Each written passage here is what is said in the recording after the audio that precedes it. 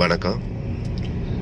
நம்ம Ganesha metal roofing மூர்த்தி ஆக்ரோட சேர்ந்து பயணிக்கும் ஆட்டு பண்ணை போடுறதுக்காக நம்ம ஊர்லேருந்து கிளம்பி ஆந்திரா அந்த சைட்டை நெருங்கி வந்துட்டோம். சரியான கிளைமேட் உள்ள நேரம் இது.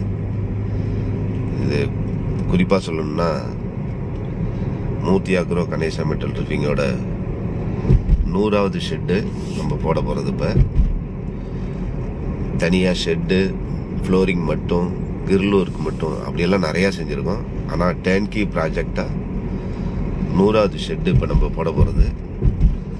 பயங்கர கிளைமேட்டாக இருக்குது. ஊரை நெருங்கி வந்துட்டோம். அப்படியே கொஞ்சம் கொஞ்சமாக ஸ்டெப்பாக பார்ப்போம். இதுதான் நம்ம வேலைக்கு வந்திருக்க இடத்துக்கு முன்னாடி ஒரு 20 கிலோமீட்டர் முன்னாடி இருக்கும். இந்த கரையிலேருந்து இது ஒரு பெரிய லேக்கு, பெரிய ஏரி. அந்த பக்கம் அந்த பில்டிங்கெல்லாம் தெரிகிறது தான் புட்டபர்த்தி. அந்த சீரடி சாய்பாபா கோயிலெலாம் சொல்லுவோம்ல, அந்த ஊர். அந்த நம்ம ஏரிக்கு இந்த பக்கம் தான் வேலை பார்க்க போகிறோம். ஏரிக்கு அந்த பக்கம் தெரிகிற பில்டிங் தெரிகிற ஊர் தான் புட்டபர்த்தி.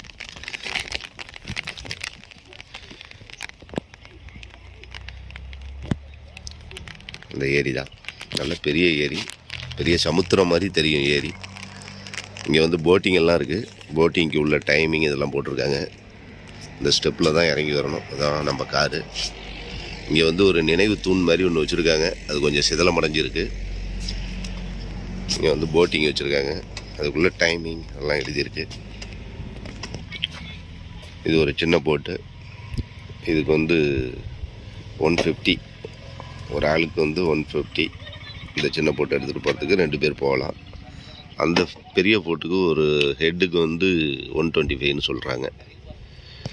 இது ஒரு பிளாஸ்டிக் லேண்டிங்கு. தூண்டி போட்டு மீன் பிடிக்கிறாங்க.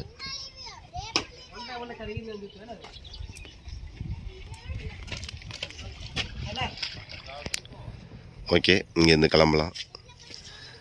வேலையெல்லாம் முடிச்சுட்டு நம்மளுக்கு ஃப்ரீ டைம் இருந்தால் நம்ம வேலையாளுங்களை அழைச்சிக்கிட்டு அந்த பெரிய போட்டில் ஒரு ரவுண்டு இதில் போயிட்டு அதுக்கப்புறம் ஊருக்கு கிளம்பலான்னு ஐடியா இருக்குது. பார்ப்போம் எப்படின்னு. நம்ம ஏற்கனவே பார்த்தோம்ல ஏரி. அந்த ஏரியிலேருந்து அந்த ஏரி கரையிலே 1 கிலோமீட்டர் வந்துருக்குறோம். கரை ஓரமாகவே அந்த மலையெல்லாம் சுற்றிலும் இருக்குது. ஏரியை விட்டு வந்துருக்குறோம். 1 கிலோமீட்டர் வந்துருக்குறோம். இந்த ரோட்லேயே 1 கிலோமீட்டர் வந்துருக்குறோம். இதில் வந்து இந்த ஏரியிலேருந்தே மீன் பிடிச்சி இங்கே விற்கிறாங்க. ஒருவேளை நம்ம இங்கே தான் வந்து மீன் வாங்குவோன்னு நினைக்கிறேன். நம்ம இப்போ 21 கிலோமீட்டர் நம்ம சைட்லேருந்து இங்கே இருக்கிறோம். இந்த ஏரியிலேயே மீன் பிடிச்சி இங்கே விற்கிறாங்க. நம்ம மீன் வாங்குறப்ப அதுக்கப்புறம் ஒரு ஃபோட்டோ எடுத்துக்கலாம்.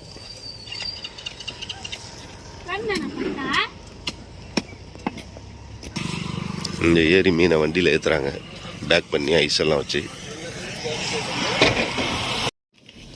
இதுதான் கொத்தச்செரு ஊர் பேர். கொத்தச்செருங்கிற ஊர் இது. நம்ம வேலை பார்க்குற இடத்துலேருந்து 25 கிலோமீட்டர் இங்கே வரணும். இதுதான் சிட்டி. பெரிய சிட்டின்னு பார்த்தா இதுதான். இந்த ஊர்லேருந்து தான் நம்ம காய்கறி, மளிகை ஜாமான், வேறு ஏதோ நம்மளோட மெட்டீரியல், இரும்பு மெட்டீரியல் ஏதாச்சும் தீர்ந்து போச்சுன்னா இங்கே தான் வந்து வாங்கணும்.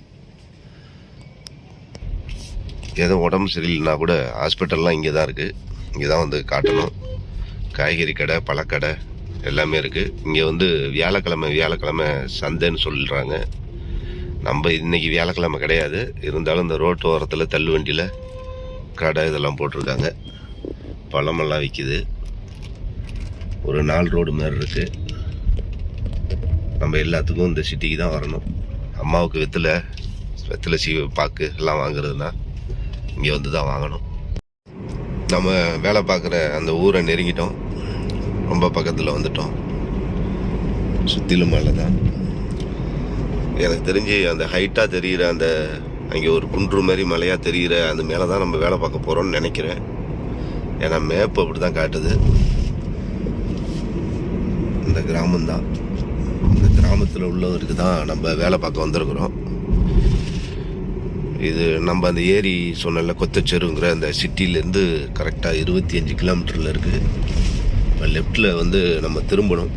இந்த கிராமத்துக்குள்ளே தான் திரும்பணும். திரும்பி உள்ளே வந்தாச்சு. சின்ன ரோடாக தான் இருக்குது. இதில் ஒரு ஆறு ஒன்று ஓடுது. ஆறில் ஃபுல்லாகவே தண்ணி போயிட்டுருக்கு. ஃபுல்லாக இருக்குது தண்ணி. மழை அதிகமாக இருக்கிறதுனால எல்லா மலையிலையும் பெய்கிற தண்ணி ஒரு இடத்துக்கு தான் வந்தாகணும். அதனால தான் இதாக இருக்குது. இந்த பக்கம் நடவெல்லாம் நட்டுருக்காங்க. நெல் தான் பயிர், நெல் பயிர். கிராமத்துக்குள்ளே வந்துட்டோம். இதான் என்ட்ரி ஆகிறோம் கிராமத்துக்குள்ளே. இப்போ இதில் வண்டி உள்ளே போகாது, பெரிய வண்டி போகாதுன்னு சொல்லிட்டாங்க. அதுக்கு அந்த பக்கம் போகாது அப்படின்னு சொல்லிட்டாங்க. நம்ம 19 ஃபீட்டு பெரிய வண்டியில் தான் மெட்டீரியல் ஏற்றி வந்திருக்கோம். அது இல்லாமல் நம்ம டூல்ஸ் வண்டி வந்திருக்கு. இப்போ அவங்க என்ன சொல்கிறாங்கன்னா, இந்த இடத்துல வண்டியை நிறுத்தி ஒரு டிராக்டரில் மாற்றி மெட்டீரியலை கொண்டு போகலான்னு சொல்லியிருக்காங்க. நம்ம அந்த சைட்டுக்கே போய் பார்ப்போம். கார் போகுதா என்னன்னு போய் பார்ப்போம்.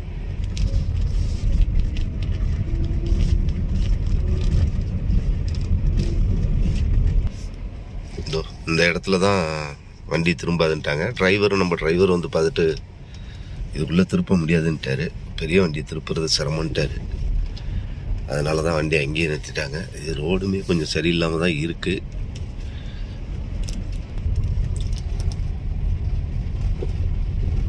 நான் இடையில கட் பண்ணி எடுத்திருக்கேன். இப்போ நம்ம லாரி நிறுத்தியிருக்கிற இடத்துலேருந்து எப்படியும் ஒரு 1.5 கிலோமீட்டர் வந்திருப்போம் கிராமத்துக்குள்ளேயே. இப்போ கிராமத்தை விட்டு அவுட்ரு போகுது, மேலே ஏறுது ரோடு அப்படியே கொஞ்சம் கொஞ்சமாக. இது வரலும் சிமெண்ட் ரோடு தான் வருது. நான் வண்டி ஓட்டிக்கிட்டே வீடியோ எடுக்கிறதுனால கண்டினியூவாக எடுக்கலை, கட் பண்ணி எடுத்திருக்கேன். அப்படியே கொஞ்சம் கொஞ்சமாக மேலே ஏறுது ரோடு.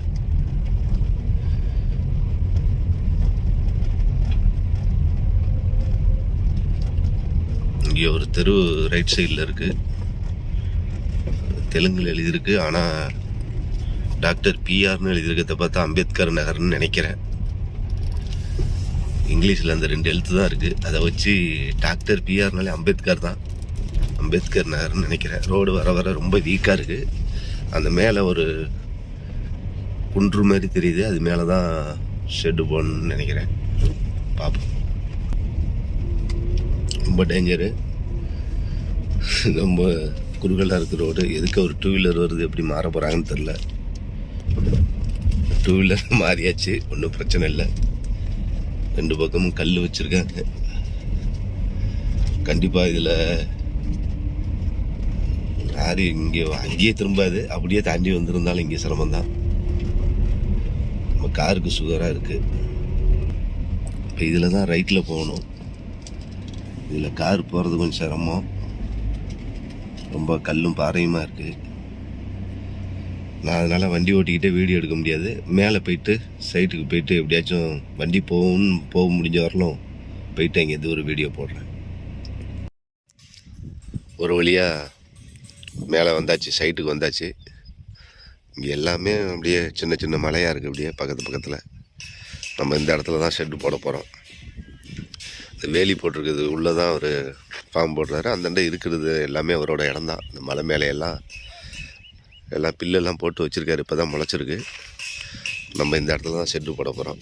சரி, இப்போ நம்ம தங்குற இடத்தையும் சமைக்கிற இடமும் எப்படி ரெடி பண்ணி வச்சுருக்காங்கன்னு போய் பார்ப்போம். இதான் ஜென்ரேட்டர் ரெடி பண்ணி வச்சுருக்காங்க. 20 kV ஓடுமா என்னென்னு தான் தெரில. ஆயில் ஃபுல்லாகவே ஊற்றி கிடக்கு. என்ன கண்டிஷனில் இருக்குதுன்னு தெரில. சரி, அது வேலை பார்க்கையில் செக் பண்ணிப்போம்.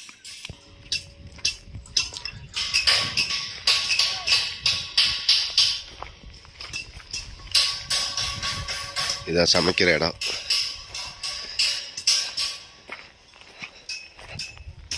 இதான் சீனியர் குக்கு, இவங்க தான் சமைக்கிறவங்க. அம்மா நீட்டி உக்காந்தாச்சு. இங்கே தான் டூல்ஸ் எல்லாம் வச்சுருக்கோம். இந்த இடத்துல தான் சமைக்கணும். ஆல்ரெடி சமைச்சு ரெடியாக இருக்குது. இப்போ சாப்பாடு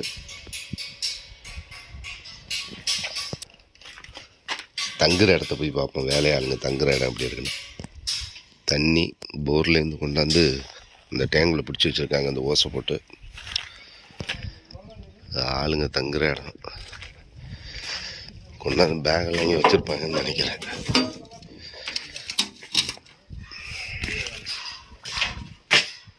தங்குறதுக்கு இந்த இடத்த ரெடி பண்ணி கொடுத்துருக்காங்க. இல்லை நம்ம ஆளுங்க தங்குறதுக்காக கொண்டாந்து வச்சுருக்காங்க.